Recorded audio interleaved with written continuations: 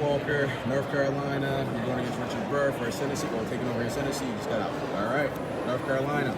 Okay, just move that chair out of the way. So it's out of the way. Oh, you good. I remember it now.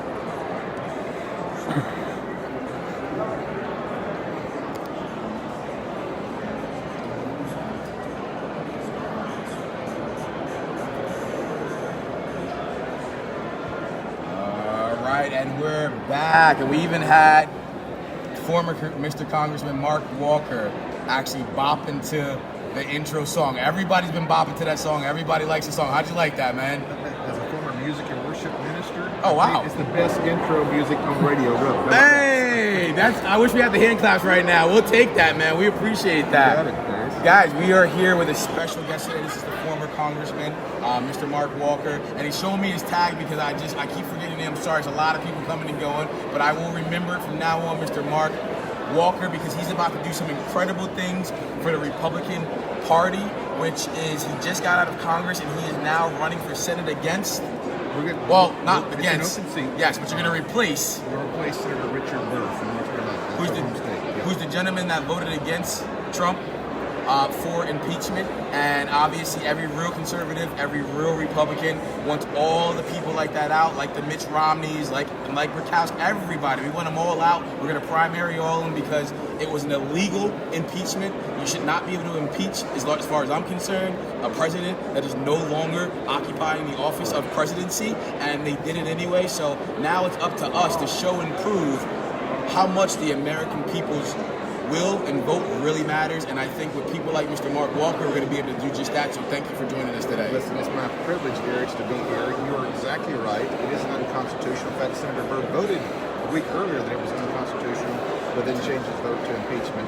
But we've been running as a former pastor for 16 years.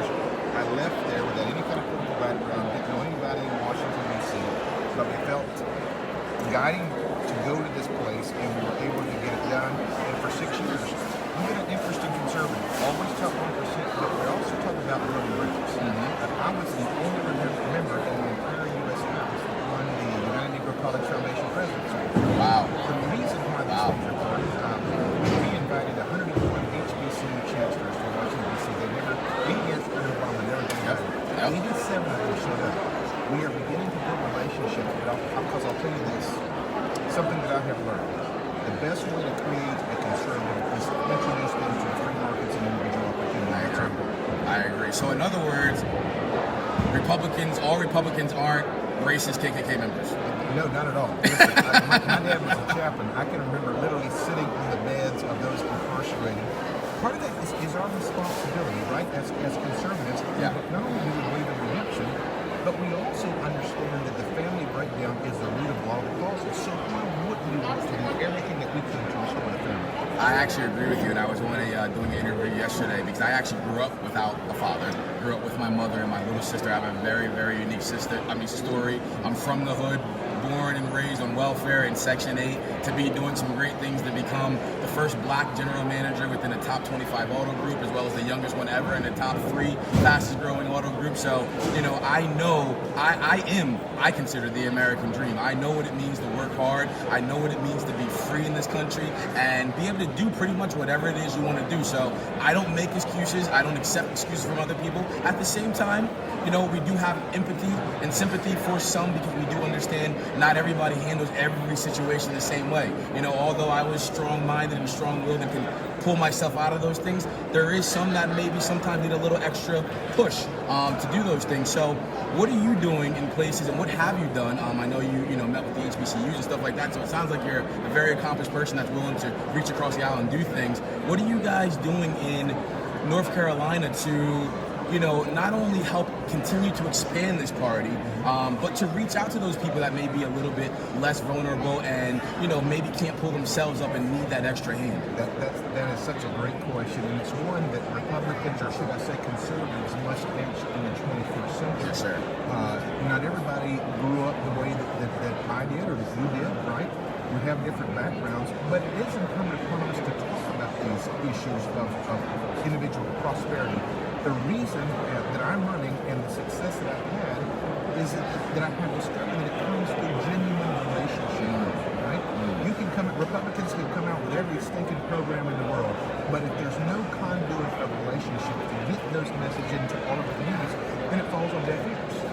And even when you're not the keynote speaker, show up. Absolutely. Support some of the things that are going on to the churches. Absolutely. Earn the right to share what you believe. Like, now that I know about you and actually got a chance to hear you speak and hear some of the things you do, I will absolutely support you however I can. And I know I told you I'm running for Congress in New Jersey's 12th district, Yeah, so I appreciate that. I keep hearing that. It's a lot of pressure. I keep hearing that. But listen, we're going to make it happen. Even in New Jersey, there's a lot of excitement right now. One of the things that I think goes under-acknowledged, even by the Republican Party, especially the Republican Party and the media, is how much Trump expanded the Republican Party in his 4 years. We have people like Billy Krempa that's running in New Jersey, in Patterson, New Jersey, as a black conservative. And last year, he got the most votes of any Republican ever in that district, ever, in the history of the district, ever. And that's the biggest fear of the elitist agree. Party that put a ceiling on many people from different communities that say, if you don't put your confidence in us, then you don't have a chance of the future. Exactly. What's more discriminatory than that? Exactly. I don't want to go preacher on you, but Psalms 1. Go ahead. I grew up in the church. Okay. It says you're fearfully and wonderfully made. That means you have unique skill sets and talents. Don't let some entity of the federal government say this is all you can accomplish with your life. Oh, man. Listen, I'm actually enjoying talking to you, man. I didn't know much about you before that, I will admit, but, you know, we're going to talk. We will keep in touch. I want to have you on the show again, a full show. Roger, you know, thanks for bringing him over and introducing us. And I guess I would ask you, so North Carolina, you're running for Senate now. What is your main platform, and what do people need to know about you? They need to know that we don't have to go and make a bunch of promises. We've delivered for 6 years. So we can go, when we talk about everything from tax reform, when we talk about taking a message of hope and opportunity, whether it's the inner city ministry work, places like I've been in Cleveland, New York, Baltimore, I'm not some fake photo op conservative wannabe, right? We have delivered both as a pastor and as a member of Congress, and we hope to take that message statewide as well. And my base is nothing but Trump supporters and independents. I think they're going to really like you. Let me ask you this. One of my biggest platforms is, and I don't mean to put you on the spot here, but one of my biggest platforms is term limits. How do you feel? Already signed a petition of making sure that Congress members must abide by term limits.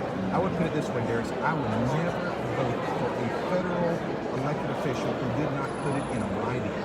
The reason why is because the special interests get their hooks in a way the founding forefathers never intended. Yeah. I promised it the first time, I'm going to do it again. And the reason it's crucial, people say, well, I'm more libertarian, or I don't believe in term limits. Yeah. My best argument for term limits, a maximum of 12 years, whether the House or Senate. If that was the case, Nancy Pelosi would have had to go home in 1999. Exactly. Exactly. Close the deal. I love it. I love this guy, man. And make sure you guys look out for his Senate race coming up in North Carolina. He'll be replacing Mr. Burr, which we need him replaced because he's, I guess we call him a rhino now because he voted against the president. And this is the president's party now, like I told you. The Republicans in leadership can either get in line or get out of our way. This is Trump's party. We are Trumplicans, not Republicans anymore. And we're going to do the will of the people. It's an America First agenda, first and always. And there's nothing wrong with that. There's nothing racist about that because you know it's not black, not white, American. And you want to give them your website so they can find more information on you? Darius. Absolutely. It's Walker, the number 4NC.com, and that's Walker, the number 4NC.com. Darius, thanks for all the great work you're doing. No, thank you so much, man. It was a pleasure, and I look forward to talking to you again soon, man. Sounds good. And guys,